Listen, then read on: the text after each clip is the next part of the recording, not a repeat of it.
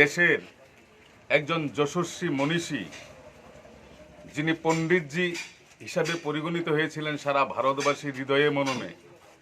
আজকে পণ্ডিত দীনদয়ালজির সমর্পণ দিবস। আমরা ৭ রামনগর মণ্ডলের পক্ষ থেকে এই দিবসটি যথাযথ মর্যাদায় পালন করছি। আমরা জানি দীনদয়ালজি 1916 সালের 25শে সেপ্টেম্বর জন্মগ্রহণ করেছিলেন মথুরায়। উনার জন্মের মাত্র 8 বছর বয়সে উনি উনার পিতামাতাকে হারিয়েছিলেন। এই অবস্থায় থেকেও নিজেকে সমাজে প্রতিষ্ঠিত করা এবং সমাজের জন্য কিভাবে কাজ করা যায় উনি আমাদের আঙ্গুল দিয়ে দেখিয়ে দিয়ে গিয়েছিলেন। উনি বিভিন্ন শিক্ষা দীক্ষার পর আমরা দেখেছি যেন রাজস্থানের এক রাজাও উনাকে শিক্ষার জন্য তৎকালীন সময়ে অনুদান দিয়েছিলেন। উনার তেজস্বিতায় উনার শিক্ষার প্রতি অনুরাগে অনুরক্ত হয়ে এই রাজা সাহেব ওনাকে এই সাহায্য করতেন। তারপর ওনার বিভিন্ন শিক্ষা দীক্ষায় গ্র্যাজুয়েশন করেছেন। শিক্ষা দীক্ষার ফাঁকে উনি দেখেছিলেন যে সমাজের জন্য কাজ করতে হবে, তাই উনি সমাজের কাজের জন্য উনি রাষ্ট্রীয় স্বয়ংসেবক সংঘকেই বেছে নিয়েছিলেন।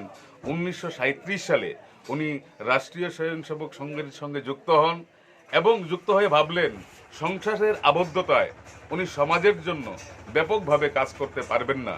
তাই 1942 সালে উনি রাষ্ট্রীয় স্বয়ংসেবক সংঘের সবসময়ের কার্যকর্তা হিসেবে নিজেকে নিযুক্ত করলেন। উনি প্রচারকের ভূমিকায় গেলেন এবং সমাজের জন্য কাজ করা শুরু করলেন। ওনার জীবনশৈলী ছিল অত্যন্ত সরল। এরকমও দিন ছিল যে প্রচারকরা সেটা করে থাকতেন।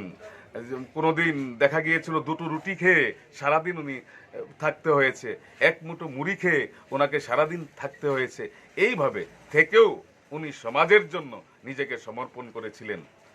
তারপর বিভিন্ন ঘাত প্রতিঘাতের মধ্যে দিয়ে দাঁড়িয়েও 1961 সালে উনি রাজনৈতিক আঙ্গিনে এসেছিলেন এবং উনি জনপুর থেকে বিধানসভায় লড়েছিলেন জনসংঘের থেকে এবং প্রদীপ চিহ্নে লড়েছিলেন, যদিও তিনি হেরে যান।